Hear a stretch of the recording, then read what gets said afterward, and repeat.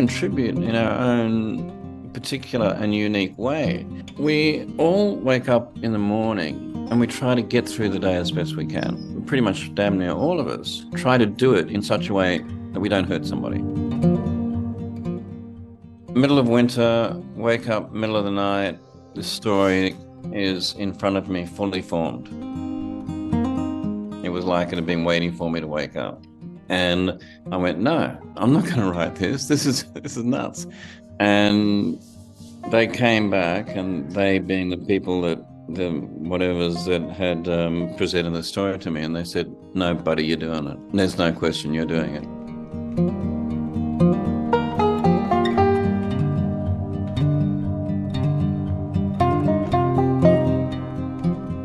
Tell us about the Golden Bridge. A man wakes up one morning.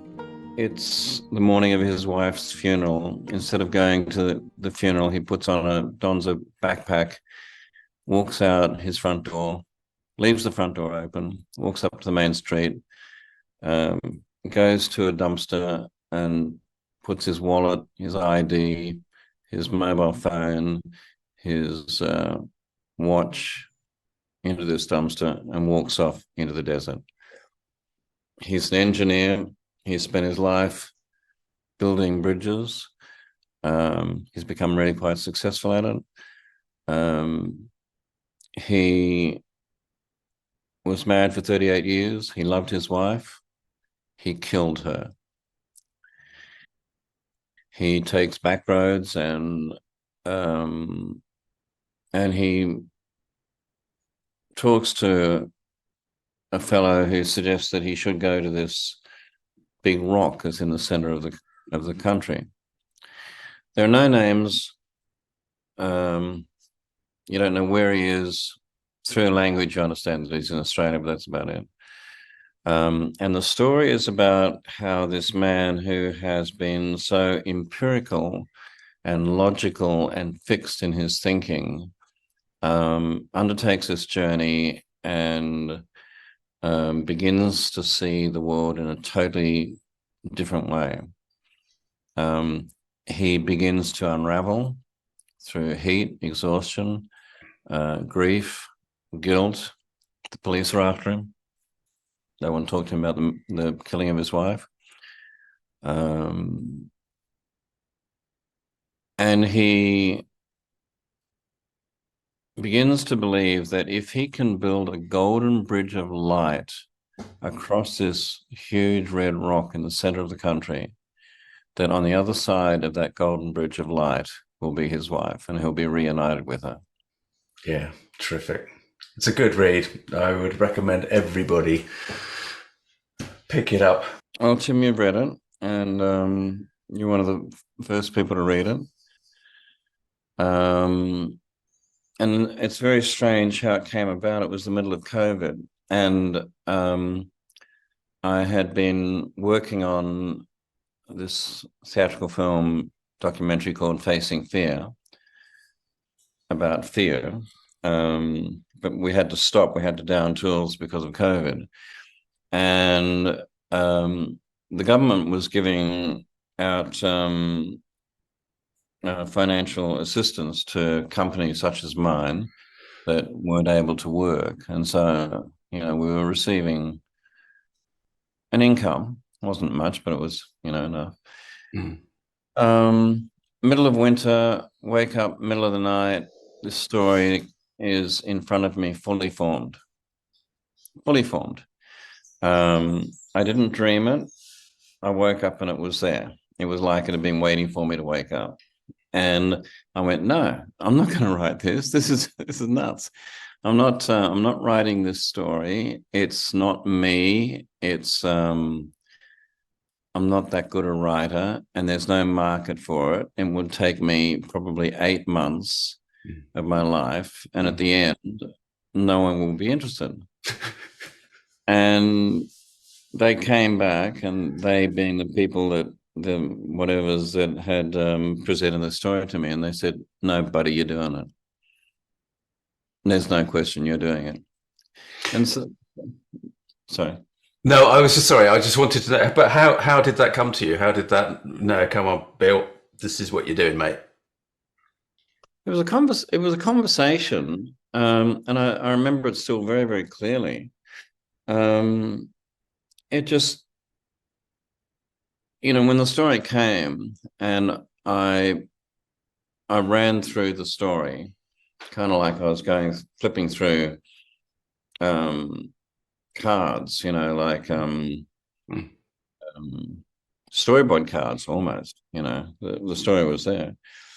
Um, and at the end of it, I went, no, no, I'm not doing it. And immediately they came back and they said, yes, you are. Um, and then I gave all the reasons why it made no sense to do it. And they came back and they said, yes, you are. And it just came back, and I can't explain it. It was just sort of like an echo. But this is like an an internalized exchange, yeah. Yeah, Hmm. yeah, yeah. Yeah, It's not. It wasn't like a voice or anything like that. It was just. yeah. It was just. Yeah, an exchange of whatever. Yeah. Information. Yeah, I Yeah. can't explain it. But like I say, the story was fully formed, and I knew how it was going to start. I knew what the progression was. I knew what the ending was. Um, of course, there was detail in between that I didn't know, but I knew enough for me to be able to start to write. Yeah. And is this published now? Is it available now? The Golden Bridge. Yeah, so what's happened is I've taken up the digital rights, so it's available immediately on Kindle. It's coming out on print on demand, but a publisher has picked it up then for all other rights. So they're hoping to get it out into bookstores, certainly in Australia by Christmas. And they've got the audio book rights as well. Good. Ah, fantastic. So, tell me a little bit about the writing process. So I've written books before. I wrote the Camino book, and then I wrote a trilogy of YA young adult supernatural thrillers for which Penguin Random House published, which have done quite well. So I've had a big publishing house publish my work, and I've worked with the editors and so forth on that. I've self-published, so I'm an author, if you like. And so what I did, um, I would wake up at about 4:30 in the morning. I'd go downstairs. I'd make myself two double espressos. And then I would. It was cold. It was winter. And then I would go into my office and turn on the heater. I would clear my mind. Not. I wouldn't listen to any radios or check my emails or anything like that. I would come out of that sleep state, jolt myself awake with two espressos, go immediately into the office, and then start writing. And it wasn't so much automatic writing, but the writing just came, and I trusted what came. I didn't do revisions or anything like that. The story just spilled out of me. I would write probably from about 5 in the morning through until about 9:30, 10. I would normally do something in the vicinity of 1,000 to 1,200 words each day, sometimes a little bit more, but not much. Um, and then I go upstairs, have a shower, get dressed, start the rest of my day. But during the day, I allowed myself the space to let the next day's writing come in. And sometimes I knew that would require research, and so I would do that research, but I didn't stop writing. There was no day that I stopped writing. I just wrote continuously until it finished. So, how does that compare as a process to your trilogy books, for example? The trilogy books were more structured in the sense that I worked out the narrative structure. Right. I worked out the characters and their backstories. I worked out the dramatic needs. I worked out the arcs and so forth. I'm what Stephen King calls a discovery writer, in that I um, I will start with a what if, and then follow that to its logical conclusion. And like Stephen King, I don't know how the story's going to end. With The Golden Bridge, it was a bit different because I knew the story. The story had been given to me. So I was only a discovery writer insofar as each day when I sat down to write, I wasn't sure what was going to come through. And I don't like to see it in terms of channeling or anything like that. I think that's a pretentious word, because I think anybody who undertakes a creative pursuit channels. You know, I think that's just part of the process. It's very prosaic. It's not special. Yeah. I completely agree with you that creative process is there for everybody, and everybody has got that creativity within them. Most of the time they refuse to acknowledge it, and just don't believe it because they say, "Well, it's for somebody else. That they do that. I don't do that." But so I don't think it's prosaic. I think everybody's got it, but the ability to allow the flow through is wonderful. And if you've got more talent tending towards being able to string 3 words together, then that's how it's going to manifest on the page. But that's a heck of a discipline, Bill. That what you described there as getting up at 4:15. I mean, that cannot have been, mind you, I'm talking to a man that went through that amount of pain to do the Camino. When did you develop this level of self-discipline? Oh, crikey, Tim! I don't even see it as that. I mean, if you're going to write a book, you write a bloody book. I mean, in the same way, look, it's very interesting you say that because the way I look at writing is the same way I look at walking a Camino, and that is, if you look at a map of Spain, you think there's no way in the world I can walk from the French Pyrenees to the west coast of Spain. That's just impossible.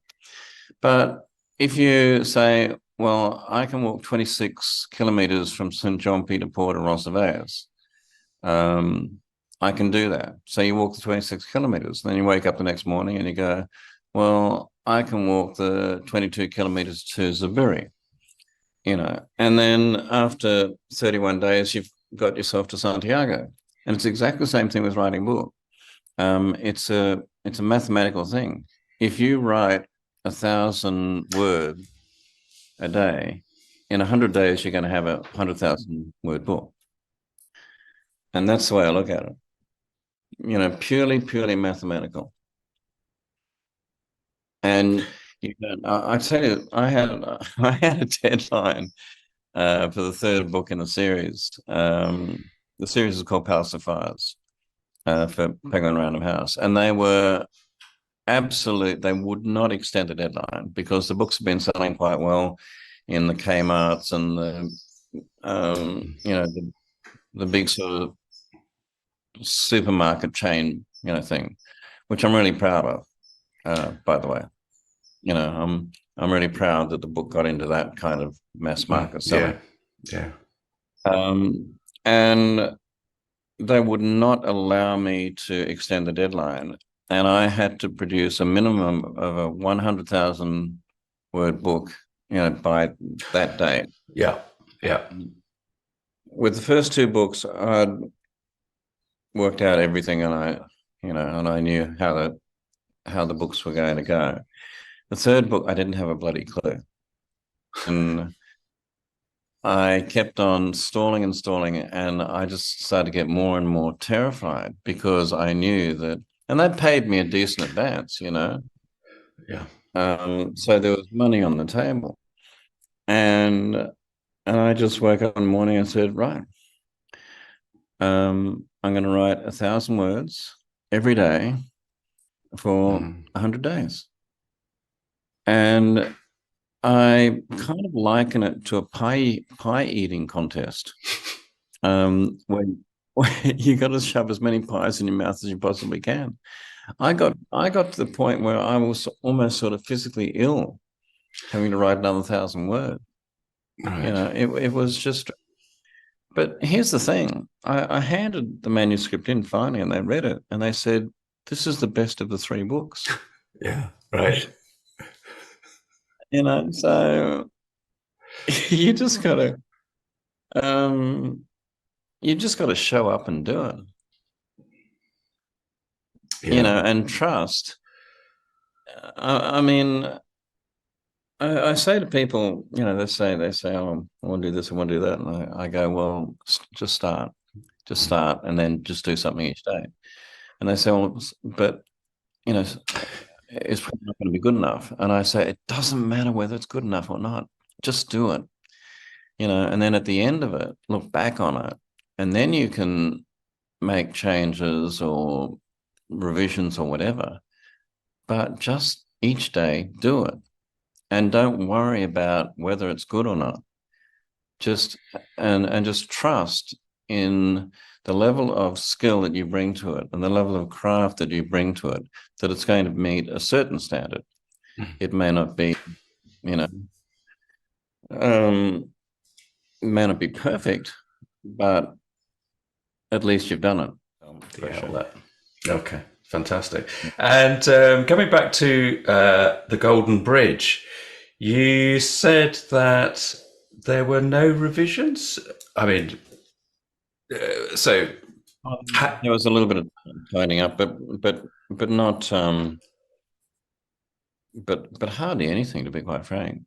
I mean, there's a bit of tidying up here and there with with some grammar and um, little things like that. But in terms of, I mean, oftentimes when I write, I will restructure or I will redraft a character or something like that. There was none of that. No. right. So the book's chapter structure was pretty much as it came to you.